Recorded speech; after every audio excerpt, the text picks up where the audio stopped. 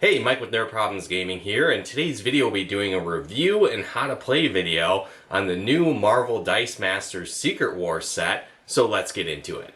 Now, the general concept of Marvel Dice Masters Secret Wars is a battle between two teams of heroes, where your goal will be to reduce the other player's life force to 0, and to do that you'll be using basic attacks, energy you build up, and by recruiting other heroes or villains to your team. Alright, so as you can see, we've got a basic game set up, ready to play right now. But before we jump into how you play, I'll go into a bit more on the overall setup and getting started, some of the things you'll need.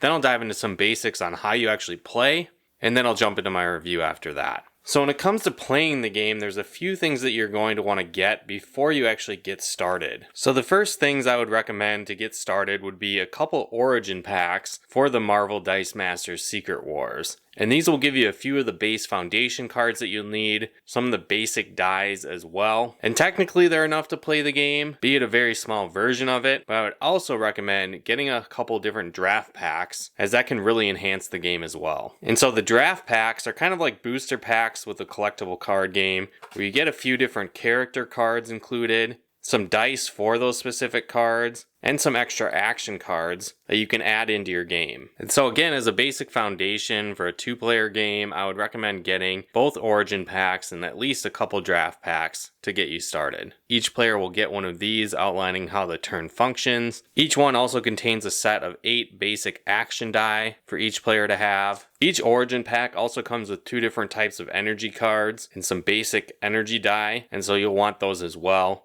And so when you get both origin packs, you'll have 4 different colors of energy and 4 different energy color die. And so when it comes to setting up the game, how it works is each player will choose 8 different hero cards and assemble 20 die in total among those cards for each team. Now when you look at a character card, you can see in the bottom right here, there's a max number, and this indicates how many die you can have for that specific character. So in this case, Wolverine has a max of 4 die I could use for him. And so again, you'll look at each one of your cards to see what the max number of die they can have, and each one will need to have at least 1 die present, and then you'll want your total number of die to add up to 20. Another thing to note is that you can't have multiple copies of the same character, but opposing players could actually have the same character out there. Just on your own team, you can't have multiple copies of the same character. On top of that, each player will choose 2 basic action cards, and they'll set those up in the middle on whatever corresponding energy they choose. Each player begins the game with 20 life. There's an indicator on this playmat that shows your life total. You could take an extra die from one of your draft packs, for example, just to indicate where you're at on the board for your life total. But I would recommend getting some type of app on your phone or using pen and paper just to keep track of your life total. It makes it a little easier. Now with that said, you want to choose which player should go first, and then we'll jump into how you play the game and the basic rules so you have an understanding on how it works. And so to start off, you'll start with your 8 basic die. Ideally, you want to have some type of bag you can put it in, but if not, you can just shake them all in your hands so you can't see what they are. And then you want to release 4 of them that you'll use on your turn. So again, we can shake these up, drop out 4 without looking at them, set aside the other 4, and then we'll put these 4 die on our playmat into the reserve pool. Now you do have the option to re-roll your die once. So you can keep any that you like, and then you can take the rest and re-roll them. And now this is your new set of die that you have to use on your turn. And so basically how it works is that on your turn, you have a few different options from there. You'll be able to purchase additional die from characters on the board, buy basic action die from the middle here. Those are community, so either player can buy those. You can introduce characters into the field zone, and that's really what happens during this phase. So in this case, what I can do is look at the die that I have. There's different types of them. So this is any type of energy. You've got lightning bolt energy, shield energy, fist energy, and this is a generic character or sidekick that can also fight on your team. So in this case, I had the question mark, and when it comes to buying dice from characters, you'll just need to look at their card. And so characters will have this symbol in the top. This just indicates you need at least 1 die of that type, and then a total of 3 energy to buy a die from Spider-Gwen in this case. So in this case, I would need 1 lightning bolt, or thankfully I have a question mark that I could use, and then 2 other energy for a total of 3 energy. So in this case, I could use these 3 die. I'd move them to my used section, and then I can take one of the Spider-Gwen die and add it to my used section, which can be brought out in a later turn.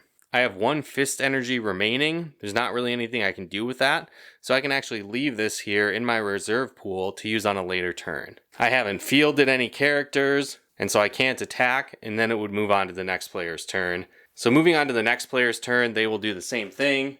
They'll have their bag of dice, shaking it in their hands, or again, shaking in their bag. They'll draw out 4 that they can't see, place them on the board, set the rest or the dice bag off to the side. You have that 1 attempt at re-rolling, or you can just go with this energy here. So in this case, I might buy a die from the basic area, and so this one just requires 4 of any energy type. So I could put my 4 in the used pile, take one of these die, add it to my mix, and then I'll be able to activate potentially that card in a future turn. Same thing, it'll go back to the next player. You'll roll from your remaining die 4 more, and you could re-roll if you want. I'm just going to take these dice for now because I like them. Now at this point, what I can do is I could activate any character die. And so when it comes to your character die, they have their activation cost, their attack, and their defense. And so this activation cost is actually 0, so I could just put that into the field zone for free, and then I would have the opportunity to buy additional dice from my characters, or purchase a basic attack die from the middle. So let's say I've got 3 right now. I could buy a Spider-Man die, those go into my used, as well as a purchase Spider-Man die. And now at this point, since I have a character, I could move them into the attack zone. And so how this works, I will attack. The other team has an opportunity to block, but since they don't have any characters there, it would go through as direct damage, dealing 1 damage to the opponent, and then it would move into my used phase, because unblocked heroes will go into the used area. Then the life total would now be 19 to 20. I don't have any other actions on the turn, so it'll move to the other player's phase. They'll follow a similar approach, rolling their die, choosing which ones they want, doing a re-roll if they choose, buying additional character die, adding characters to the field, and attacking if they choose to and have the opportunity. Now what happens on the next player's turn, since I don't have any die left in my bag or on the side here, I'll take all of these used dice together, place them into the bag, roll them, and now draw 4 out for that turn. And then again, place the rest in the bag or off to the side if you don't have a bag. In this case, one of the die I rolled was Spider-Gwen, and so you can see they have their field cost, attack, and defense. And there are different versions of that for Spider-Gwen. So depending on what side comes up, it might be more powerful than another. But let's say, for example, I had a Mr. Fantastic die come up. The field cost in this case is 1. And so in order to move this die into the field, I would have to use 1 energy of any type to do that. This die also has higher level options, so this is a level 2, so I would need to use 2 energy to move this die into the field. Now let's move a little bit ahead, showcasing what it's like if you have attackers and defenders going into battle. So this case, we're going to have this team attack, and now I've got a couple different heroes in the attack zone, and then we'll fight against the opposing team and their potential defenders. So again, this is what the defending team looks like. And so at this point, I could choose which defenders to use if I wanted to use them. So going back to this team, I've got an attack of 1 from Mr. Fantastic, an attack of 3 from Spider-Gwen. So I'll want to see which defending characters I might want to defend with to block that incoming damage. You don't have to defend, but you can if you want. So looking at the other player's team, we've got a Captain Marvel and a Thor available. And Captain Marvel has a defense of 7, and Thor has a defense of 4. So it seems like I could defend with either of those and be successful. And so I'm going to assign a Captain Marvel to Spider-Gwen, for example, and then Thor to Mr. Fantastic. And so I'll just put these in the shot here so you can see them. And so you'll compare the opposing team's defense number with the attack numbers of the attacking team to see if those characters survive defending. In this case, they both do, but now you'll also need to look at the defending character's attacks to see if they can defeat the incoming attackers. And so in this case, Thor has an attack of 6, and Captain Marvel has an attack of 6, And so her attack of 6 is greater than the defense that Spider-Gwen has, so she would get knocked out. And Thor's attack of 6 is also higher than Mr. Fantastic's defense, so he would also get knocked out. On top of that, no damage would get through, as both heroes successfully defended against an incoming attack. And so what happens when heroes get KO'd is that they move into the prep area, and they'll be able to get pulled in addition to the 4 dice that you draw at the start of your turn. So you'd get to pick from the 4 dice that you initially draw, plus any dice in the prep area, roll them all, and follow the normal reroll process as usual. Another thing to pay attention to is the different text on the bottom of characters' cards, as those can activate throughout your turn. Some of these abilities can also act during another player's turn. Those are considered global abilities, and some of them will engage when you bring characters to the field or throughout attacking or defending. So be sure you pay attention to these abilities and activate them accordingly on your turn. But overall, this is the general idea on how the game works. So with that said, let's jump into my review. Well, now that you have a better idea on how the game works, how do I actually feel about it? Now, I've played a lot of board games over the years, and this game feels very similar to games like Magic the Gathering or Yu-Gi-Oh! Or Pokemon, where basically you have a base deck that you're working with. You'll acquire new cards and abilities over time with the goal of taking out the other player and reducing their health to 0. So it kind of takes a lot of those elements of a collectible card game and deck building and dice building and wraps them all into one, which I definitely really enjoy. Now, in order to get started, they do have these origin packs that you're going to want to get. If you're playing at home with a couple players, I'd recommend getting one of each of those packs, and then also buying a couple different draft packs as well. The origin packs give you what you need to play a very simple basic game with only a couple heroes, but if you really want to have the full experience and build out a whole team of heroes, I would definitely recommend getting a couple of those draft packs, as it really makes the experience a lot better. And I think part of the fun of the game is also combining a bunch of different heroes and villains and seeing how they can work together and play off each other's abilities.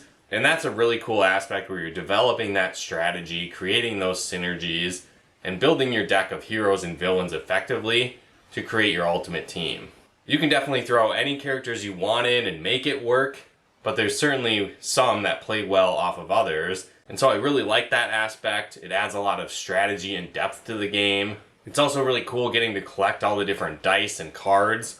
On top of that, each one of the heroes often will have multiple versions, sort of like rarity levels in other collectible card games. But what's also unique about this is it's not just a different look to the card or a foil version, they also have different abilities as well, which is really cool. And so one of the rules is that you can't have duplicates of the same hero on your own team. You can match another player's team, which is fine, but even within a single hero, there's a bunch of different variety of what abilities they might have. And so again, I thought that was really cool. Once you figure out the rules and really get everything down, games don't actually take that long either. You're probably looking at 20 to 30 minutes to play a game.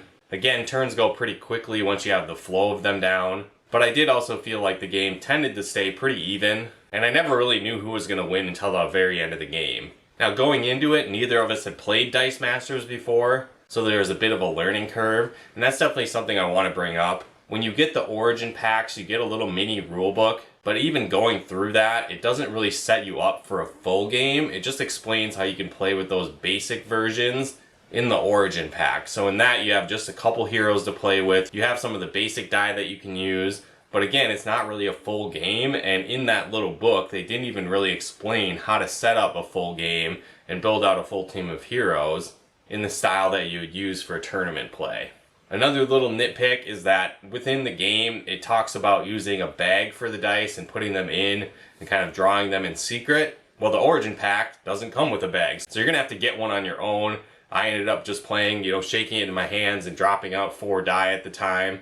Again, not a deal breaker, but if you're going to require an essential tool to technically play the game as it's supposed to be, I think it would make sense to actually include that in the game, if that's really an important aspect to it. Now for me, I've played a lot of collectible card games, and I enjoy games like Magic the Gathering, and I've played several different dice building and deck building games. So I was able to pick up the rules pretty quickly, but I think if you haven't played those types of games before, getting started might be a little bit confusing until you get the flow of it down. I think the playmats that the games come with though in the Origin Pack are extremely helpful, as they really just outline your turn and pretty much indicate what happens when you do what with the specific die. So again, if you attack with a character and they're not blocked, they go into your used pile, but if they are blocked, they go back to the field zone, and there's really indicators right on the mat that tell you what to do. And so those things are definitely helpful, but I wish they would have explained a full game using all the characters in that Origin Pack, or at the very least showed how to set that up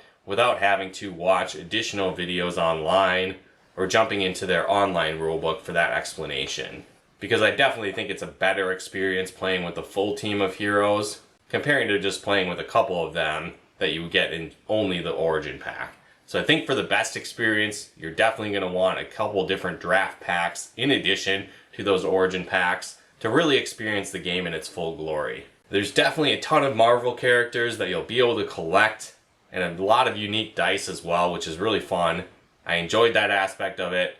I've seen pretty much all the Marvel movies at this point, but I haven't gotten a ton into the comics yet, so I don't really know a whole lot about Secret Wars itself. But I certainly recognized a lot of the characters from the card packs that I drew, and there are some other new ones that I hadn't seen before, but the artwork on the cards are really cool as well. And then each character has their own unique set of dice, and I thought that was really cool as well. But overall, if you like strategic combat style games, deck building, dice building, collectible card games like Yu-Gi-Oh! Or Magic the Gathering, I think you'll really enjoy Dice Masters, and especially if you're a fan of the Marvel series, you'll enjoy this Secret Wars set as well. I had a lot of fun with it, and so if you like what you see, I'd recommend checking it out. And if you'd like to pick up some of the Origin Packs or Draft Packs, there'll be links in the description below where you can do so. And if you like this video, be sure to hit that like button as it really helps out the channel. And if you like videos like this on video games, board games, and everything nerdy, be sure to check out one of our other videos here. And if you haven't done so yet, be sure to subscribe and turn on the bell notifications to get the latest updates of new nerd videos we put out. But once again, thanks for tuning in, and we'll talk to you more soon.